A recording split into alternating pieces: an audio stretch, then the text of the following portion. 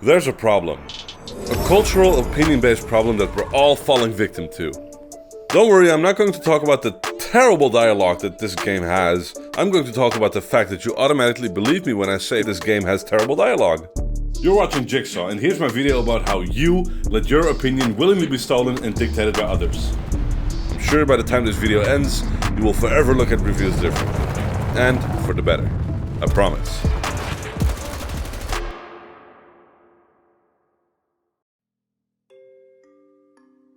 Oh, Minecraft. How did you discover this blocky paradise of a game? Perhaps when you were much younger, your favorite content creators would create massively watched videos about this awesome game. I know that I've spent many hours playing the game and watching my fair share of Ethos Lab back in the day. Minecraft got so much attention and the potential was so big that everyone had to jump on it. But what if your favorite content creators back in the day didn't play Minecraft? What if they hadn't decided to make that specific content? What if the impression they had of Minecraft left them unwilling to try the game out? What if, at the root of it all, the ones who had initially spread the word about Minecraft didn't actually like it that much, making them not spread the word? Would you have ended up in Minecraft, placing blocks and making friends? Or would you just call it a virtual Lego world and move on with your life? Oh, that's not important. With that question in mind, do you ever wonder how many pretty good but negatively reviewed games end up in that situation because of that influencing power? That same power that made you love Minecraft? How many games have you disregarded? How many Minecrafts have we missed along the way? The discourse for these games have been set, with nobody to question it or attempt to change this loop. Until now. Impressions are what drive us. The first impression you have of someone heavily influences how they're treated in everyday life. You do the same with games and media. Let's check out an example.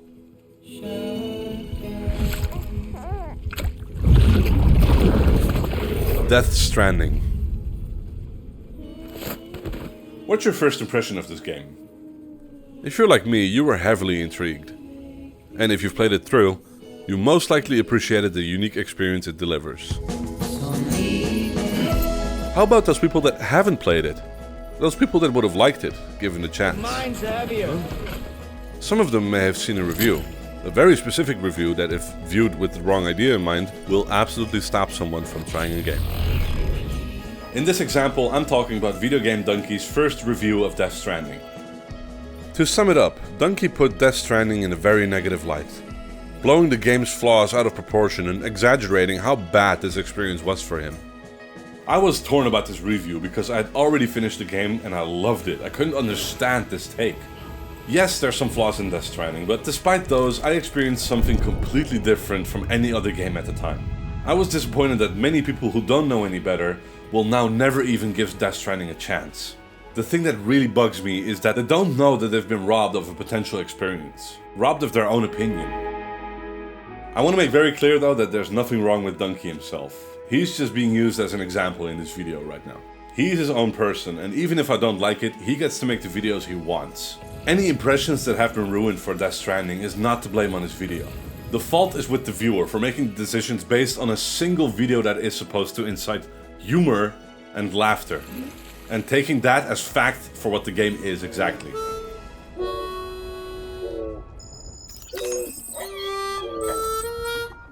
If you skip an entire game because of one video, it's your own fault. And that's a damn shame, because you're gonna go around spreading misinformation that a game is bad or good based on just one video?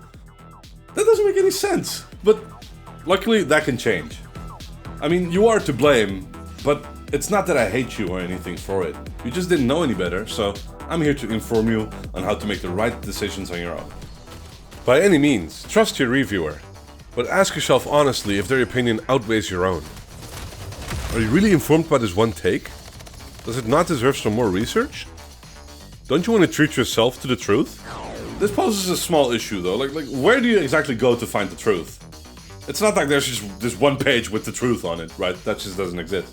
And no, these conclusive resources like Metacritic or Rotten Tomatoes or whatever, those don't really do anything. A 1 to 10 score doesn't give any actual indication of any sort of experience from any game. These instant conclusions, they're made for this 5-second TikTok hell that we're living in. What I'm trying to say is that on their own, a single review means absolutely nothing. It's the sum of trusted reviews that create an accurate representation of what you want to get into. Consider that as soon as you look at a review, you were actively giving up your first experience willingly. Much like how trailers and teasers influence us into wanting to play a game, a review might very well steer you into a direction that you might not have chosen if it was up to you. The only difference is that trailers really cater to those dopamine receptors in your brain to get the best possible scenario out of any sort of footage. That's on purpose. I want to remind you that we used to experience things for ourselves before this 5-second TikTok hell that we're living in right now. Oh my god! You can revive that sense of wonder for yourself again, and it doesn't have to cost you money.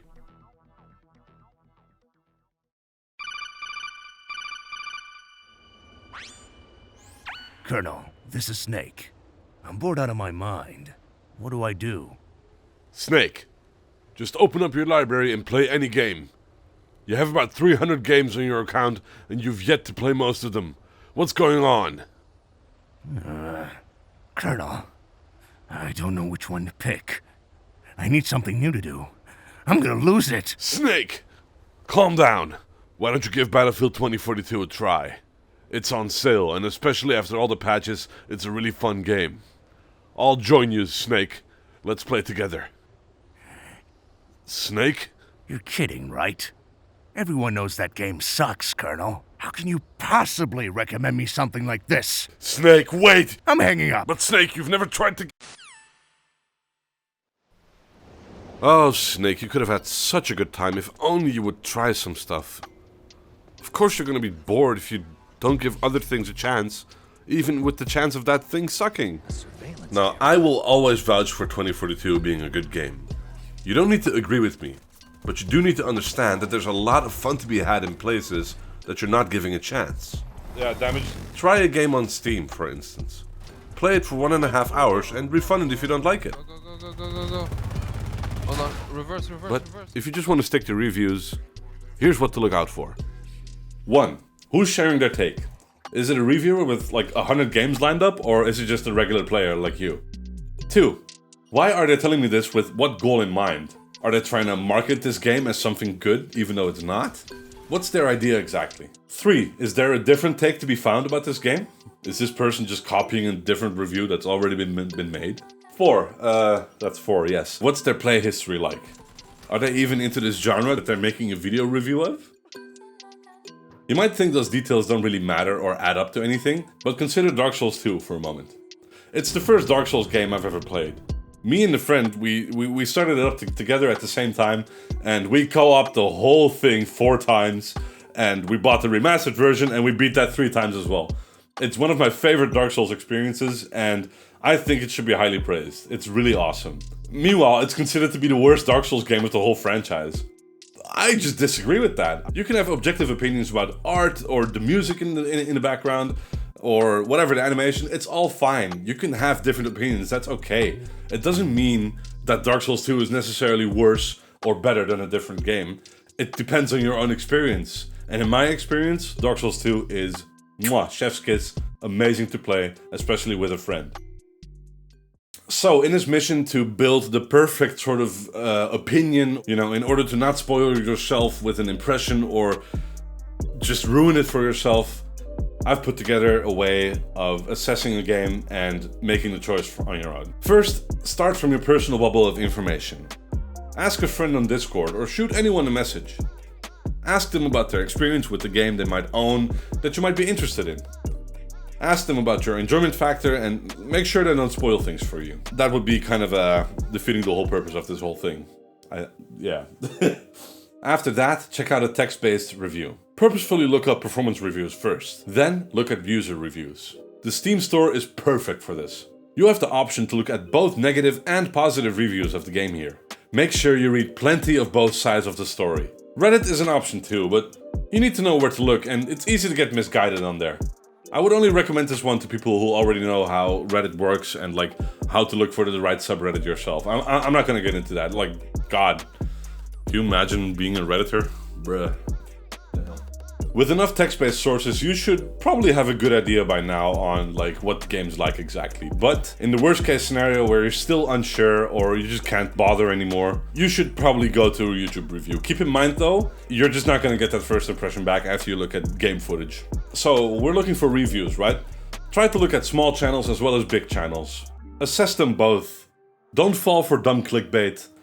Don't get mindlessly sucked into a useless opinion of just one person. Look at the whole picture and remember that you're doing objective research. You're not here to hate or love something. You just want to know what to spend your money on. Keep that in mind. Every standpoint exists, so there's no way you're just gonna get one side of the story all the time. Keep in mind that there's a big difference in between someone explaining their experience of the game and an official review of the game. With these simple steps, you should have reached your conclusion by now. And my conclusion for this video is that you need to reach your own conclusions. That's cringe. I'm sorry. Maybe you would have loved Death Stranding if it didn't get roasted by one person. Maybe you would be heavily into Factorio if PewDiePie played it back in the day. Maybe you would have loved the Resident Evil movies if other people didn't tell you they were crap. The thing is that there's no right or wrong in opinions. You can have your own opinion and that's fine. People don't need to disagree or agree with you. It's perfectly okay to like something that others don't like. And it's also okay to like something that everyone likes. People think they have to be unique in this aspect. It's fine. Just like what you like. Why are people always asking me, hey, what's your opinion about this? What's your opinion? Who cares? Form your own opinions. Oh my god. That's the whole point of the video. Damn. It's just a damn shame that you've been robbed of so many games that you would have loved if you didn't watch specific videos. So don't blindly trust something. For the love of God, you wouldn't trust Sony to feed your dog.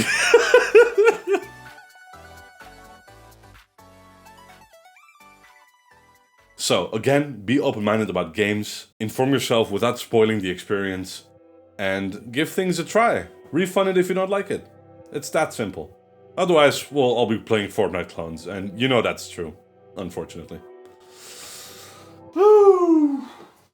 So, are you violently disagreeing with me on this topic? Have you seen the divine light of having your own opinion? Is this a first for you? I don't know, let me know what you think.